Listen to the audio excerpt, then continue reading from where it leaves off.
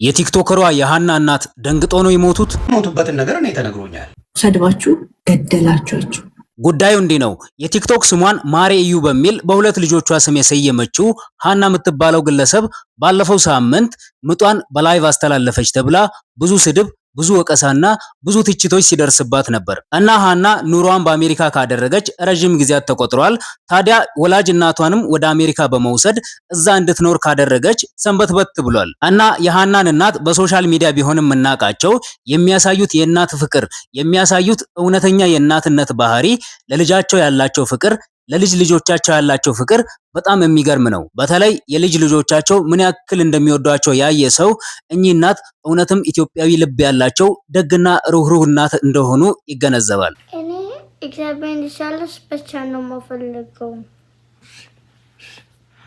አንተ ምድቅ በል አንቺም እደግ በየልኝ ከንቺ ጋር ሆነለሽ ሁልጊዜ።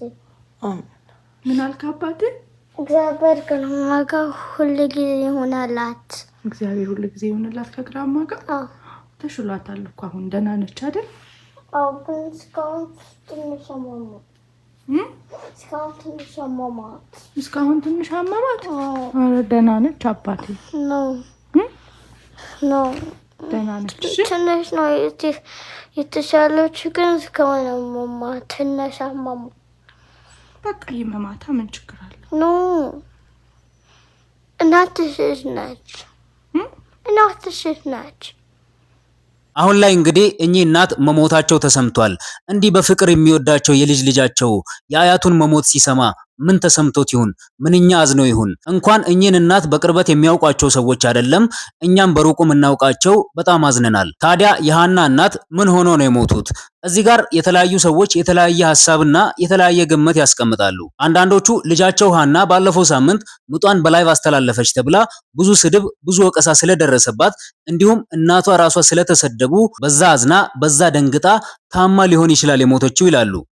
አሜሪካ ሀገር ላይ ፍትህ ለእናትሽ።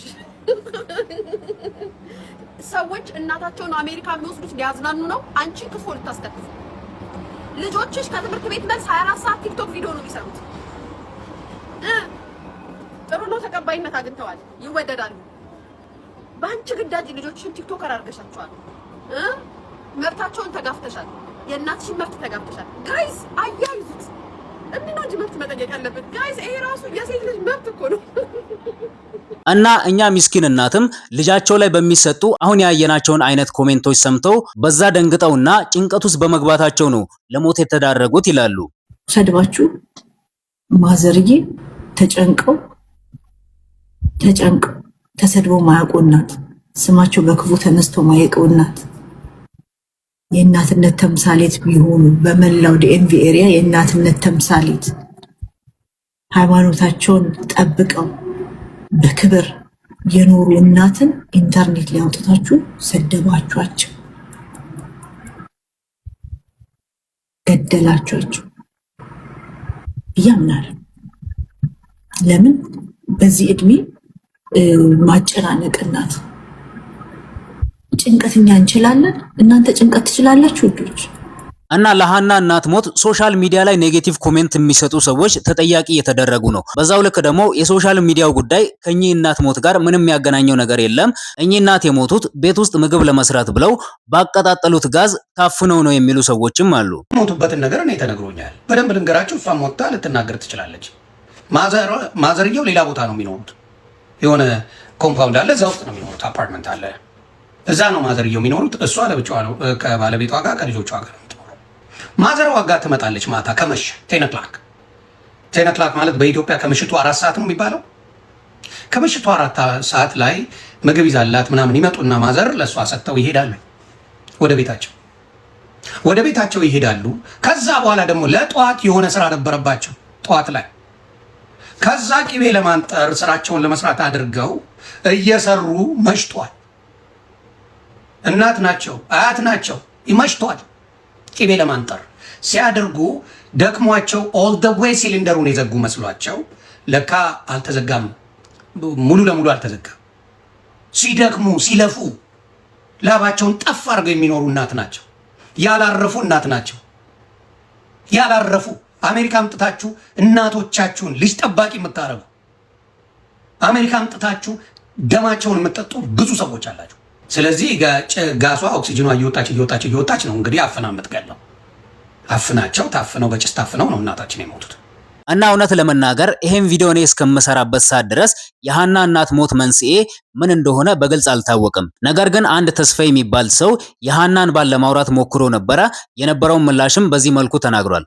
ምንም መቆጣጠር አልቻለም። በቃ ደውዬ ሊያነሱልኝ አልቻሉም። ባለቤቷ ለአንድ ደቂቃ ነው ያወራኝ። መቋቋም አቅቶት ለአንድ ደቂቃ ነው ያወራኝ።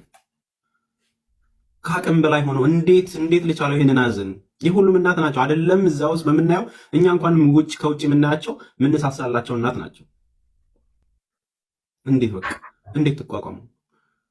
ፕሊስ አንተ እንኳን ጠንክረህ አበርታት ብለው በቃ ከአቅም በላይ ነው የሆነበት። እሱም ከአቅም በላይ። ከዛ ቀጥሎ ተስፋዬ ምን አለ? ሶሻል ሚዲያ ተጠቃሚዎች በሚናገሩት ነገር በሚጽፉት ነገር ጥንቃቄ እንዲያደርጉ መልእክት አስተላልፏል። እባካችሁ በተለይ ሶሻል ሚዲያ ላይ ማለት ክፉ ስንናገር የሚጎዳው ሰውን አታውቁትም። ምን አይነት ህይወት እንደሚመሰቃቀል አታውቁትም። እናንተ አንዴ ተናግራችሁ ትረሱታላችሁ። ብዙ ትዳሮች የፈረሱት በዚህ ምክንያት ነው። ብዙ ህይወቶች የተበላሹት በዚህ ምክንያት ነው። ብዙ ሰው ወጥቶ የቀረው፣ ብዙ ሰው ራሱን ያጠፋው፣ ብዙ ሰው የተጎዳው፣ ብዙ ሰው ከመንገድ የቀረው በዚህ ምክንያት ነው። እባካችሁ ለምታደርጉት ነገር ፕሊስ ወይ በቂ መረጃ ኖሮ ወይ ያለውን ነገር እውነታ አረጋግጣችሁ ከዚህም ከዛም እንትን አድርጋችሁ ምክር አይሉት ስድብ። አሁን ለሆነን ሰው ሲታሰብ ወይም ሲታዘን በምን መልኩ ነው የሚነገረው? ይሄ ነገር ልክ አልመሰለንም፣ እንዲህ ብታስተካክዩ፣ ይሄ ከባህላችን አንጻር ተብሎ መምከር መንገርና መስደብ ይለያል። ምን አይነት ትውልድ እንደሆነ አላውቅም። በቃ ለስድብ ብቻ የተፈጠረን፣ ለስድብ ብቻ አንድ ሰው እንዳይራመድ ማሸማቀቅ፣ አንድ ሰው የሆነ ነገር ሲያደርግ አናቱን ማለት። በቃ ለአንዳንዱ ሰው ይሄ እንጀራችሁ ሊሆን ይችላል። እመኑኝ ግን ሀዘን በቤታችሁ ሲገባ ታገኙታላችሁ። የእግር እሳት መሆኑን በቤታችሁ ሀዘኑ ሲገባ ታዩታላችሁ። ይሄ ነው እየሆነ ያለው። እውነት ነው። ብዙ ጊዜ እኛ በዘፈቀድ የምንሰጣቸው አስተያየቶች ያ አስተያየት የሰጠነውን ሰው ብቻ አይደለም የሚጎዱት፣ በዛ ሰው ዙሪያ ያሉ ሰዎችን፣ እናት፣ አባት፣ ልጆቻቸውንም ጭምር ነው የሚጎዳውና የምንሰጣቸው አስተያየቶች ላይ ብንቆጠብ ጥሩ ነው የሚል መልእክት አለኝ እኔም። ከዛ ባለፈ የሃና እናት ሞት በግልጽ የተነገረ ነገር ስለሌለ በዚህ ምክንያት ነው የሞቱት ብለን መናገር አንችልም። ጉዳዩን ፖሊስ ይዞታል። አስክሬን ምርመራም እየተደረገ ስለሆነ እንግዲህ ጉዳዩን ተከታትለን ለእናንተ የምናደርስ ይሆናል አዲስ ነገር ሲኖር እና ለሃናና ለቤተሰቧ መጽናናትን እንመኛለን።